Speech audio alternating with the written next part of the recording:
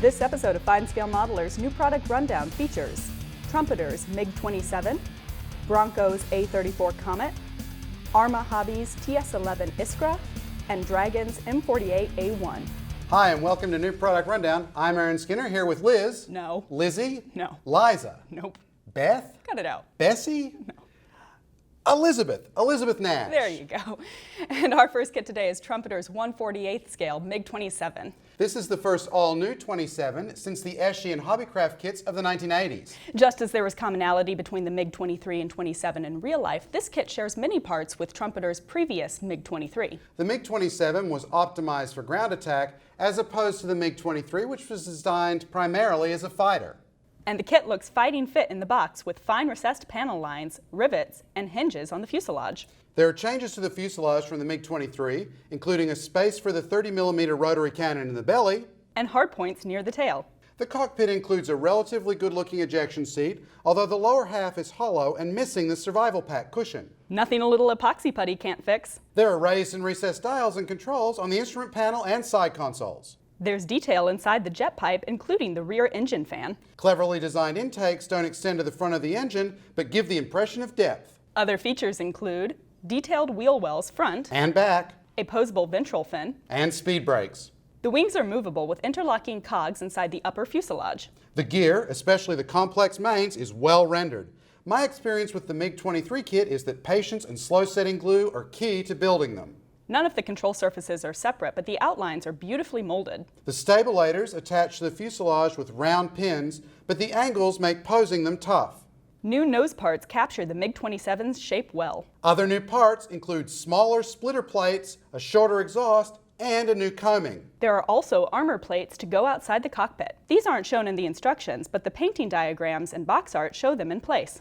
Clear parts provide a windshield and separate canopy, as well as lights and bomb seeker heads. As befits a ground attack aircraft, the kit provides a ton of ordnance and stores, including R-60 and two types of R-13M air-to-air missiles. 100, 250, and 500-pound freefall bombs and KMGU-2 sub-munition dispensers. Two types each of KH-25 and KH-29 air-to-ground guided missiles. And 250 and 500-pound guided bombs. Two styles of fuel tanks are provided. Photo etch brass provides a harness and D-ring for the seat and landing gear parts. Decals provide markings for 4 Russian Air Force MiG-27s, all in multicolor camouflage. There are extensive stencils for the airframe and ordnance. Trumpeter provides the basis of a good-looking Flogger D. Yeah, there are a couple of problems here, but this is a kit with a lot of detail. Our next kit is an updated re-release from Bronco, the 1/35th scale A34 Comet. This was one of the last British tanks to enter service during World War II. Developed from the Cromwell, the Comet mounted a 77mm high-velocity gun, which was a match for most German tanks in 1945. Comets remained in the British Army through the 1950s, and some were deployed to the Korean War. Bronco initially released a Comet in 2006, and this kit shares much with that earlier one.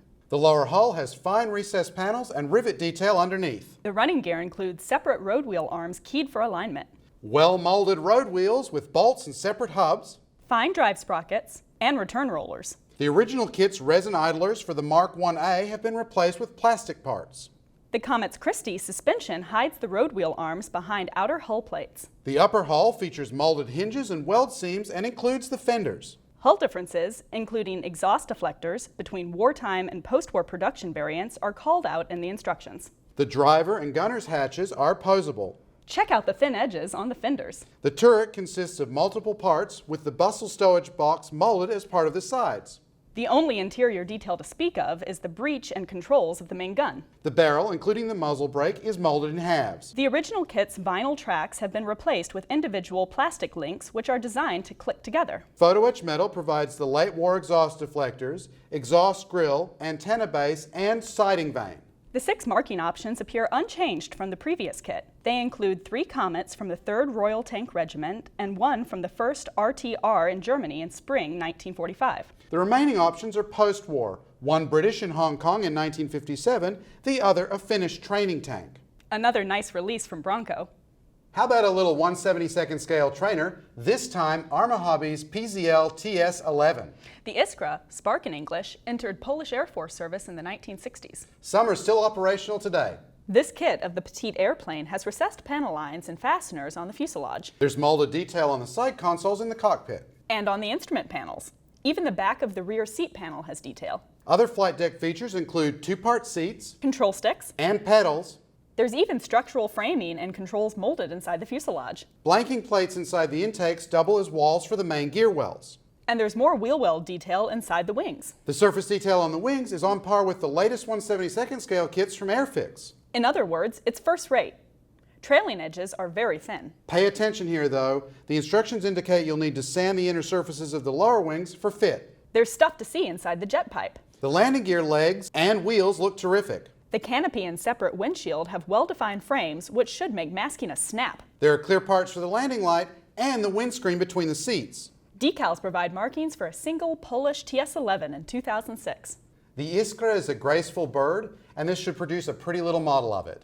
Dragon recently released a 1/35th scale M48A1. It's working backwards through the M48 family that it started with the A3. This version of the American tank was in service in the early 1960s. Predictably, the kit shares many parts with the M48A3, including the hull, Turret, basket, suspension, and running gear. including the Dragon styrene tracks, New are the early patent engine deck, and associated side and rear panels, exhausts fenders, with new braces. and the parts for the tensioners. Also new is a Dragon styrene dust cover suitable for early M48A1s. Photo etch provides some fasteners and braces. Cartograph decals give markings for 6 patents, 5 American and 1 German. 2 are 40th Armor Brigade tanks during the Berlin crisis in 1961. Some of these vehicles are seen with searchlights not provided in the kit. But one is available from Tank Workshop if you plan to add one.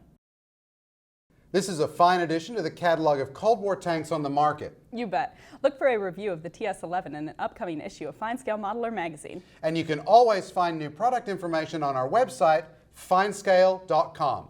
Thanks for watching. I'm Elizabeth Nash. And I'm fearing for my life. Decals supply parking for 4 Russian Air Force MiG-27s, all in multicolor camouflage.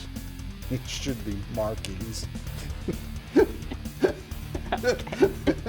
No, I'm not sure. Parking. Sorry, that's my bad. Markings? Okay.